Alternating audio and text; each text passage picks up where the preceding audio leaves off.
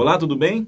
Estou com a camisa do meu Chicago Bulls, em clima de playoffs da NBA, finais de conferência. Meu time nem chegou nos playoffs, mas o assunto aqui é futebol. Eu vou fazer uma resenha aqui rapidinha sobre os 10 jogos da quinta rodada da Série A. Primeiro jogo, Fluminense 4, Cruzeiro 1. Mais uma vitória gigante do Fernando Diniz nesse Campeonato Brasileiro. Primeiro aquele 5-4 em cima do Grêmio lá na Arena em Porto Alegre. Agora 4-1 em cima do time do Mano Menezes, o Cruzeiro. A última vez que um time comandado pelo Mano Menezes havia sofrido 4 gols foi na estreia da Libertadores de 2018, quando o Racing fez 4-2 em cima do Cruzeiro. O Mano Menezes deu um migué, né? Deu um migué dizendo que não lembrava quando foi a última vez que um time dele sofreu 4 gols, mas isso aconteceu no Cruzeiro, isso aconteceu no Corinthians, isso aconteceu no Flamengo, até na China, onde ele comandou o Shandong Luneng, ele perdeu por 4-1 para o Seul na Champions League da Ásia. Então, o Mano Menezes, acho que estava com amnésia, alguma coisa assim, com a memória fraca, porque não é a primeira e nem será a última vez que um time dele sofreu ou sofrerá 4 gols. Palmeiras 4, Santos 0. Eu continuo sem entender por que o Tite não convoca nenhum jogador do Palmeiras. Chega a ser absurdo. Pelo menos o Dudu, vai.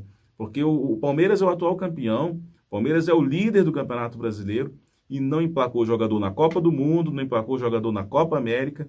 Impressionante. Acho impressionante e realmente inexplicável até. O Santos, do Jorge Sampaoli, mais uma goleada na temporada.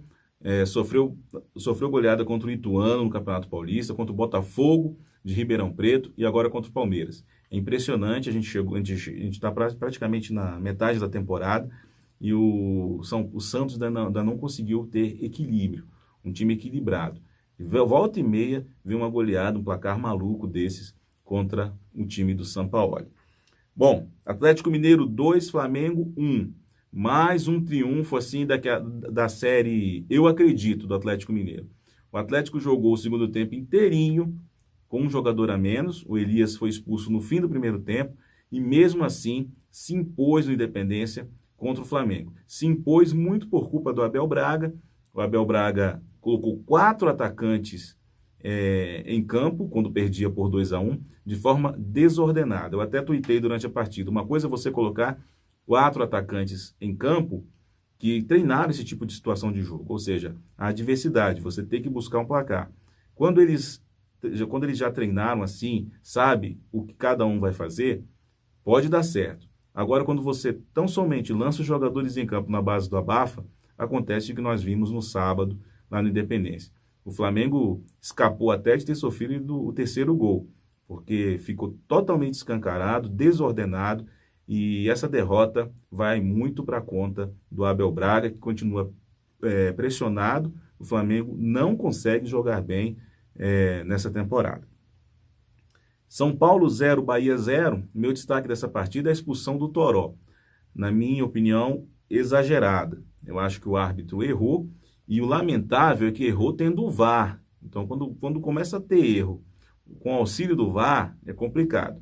O Raiz bravejou, disse que vai reclamar com a CBF, e eu acho até que ele tem razão de fazer uma pressão na comissão de arbitragem da entidade máxima do futebol brasileiro. Realmente é muito polêmica essa expulsão do Toró.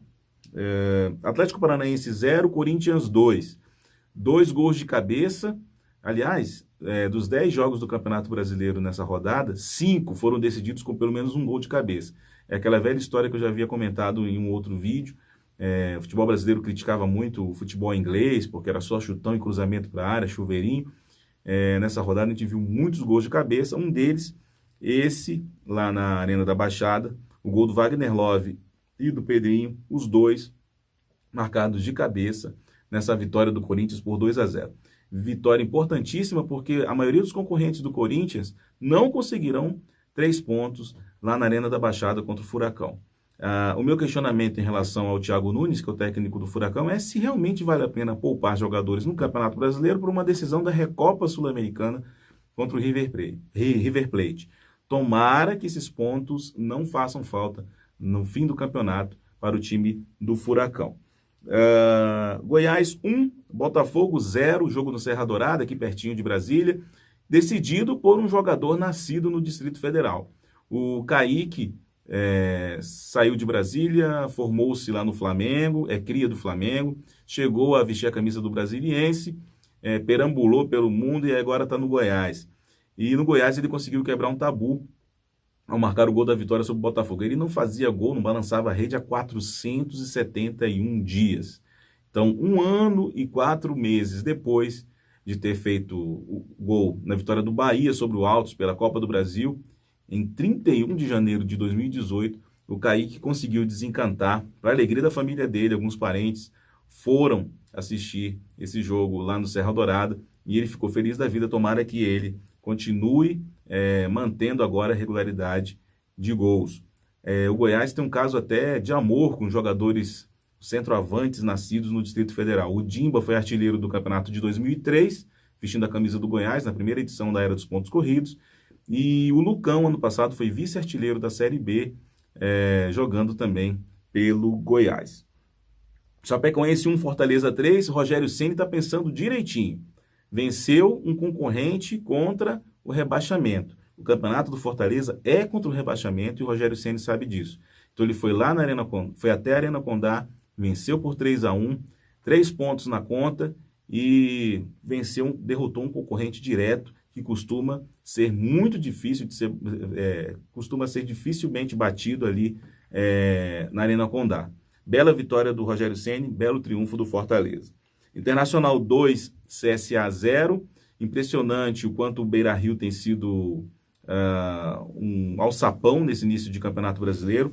Ali dentro, o time do Internacional já derrotou o Cruzeiro, já derrotou o Flamengo e agora o CSA. 9 pontos importantíssimos dentro do Beira-Rio. Tá de parabéns o Odair Helma, e se mantiver essa regularidade, o Internacional tem tudo para brigar pelo título, principalmente se conseguir também arrancar pontos fora de casa. Não conseguiu, por exemplo, contra o Palmeiras, que é o líder do Campeonato Brasileiro. Ceará 2, Grêmio 1. Uma curiosidade, né? Os dois times de Fortaleza venceram na rodada. Fortaleza bateu o Chapecoense e o Ceará aproveitou-se de alguns desfalques do Grêmio para derrotá-lo lá na Arena Castelão. Bacana a vitória do Ceará e terrível o revés do time do Grêmio. O time do Grêmio não pode estar na zona de rebaixamento. Está se distanciando cada vez mais do pelotão de elite ali do Campeonato Brasileiro. E o Grêmio, a briga do Grêmio é pelo título. A briga do Grêmio não é para não cair. Daqui a pouco o Renato Gaúcho vai tomar aquelas decisões que a torcida não gosta, né? Vai abrir mão do Campeonato Brasileiro e vai focar na Copa do Brasil e na Libertadores. Vasco 1, Avaí 1.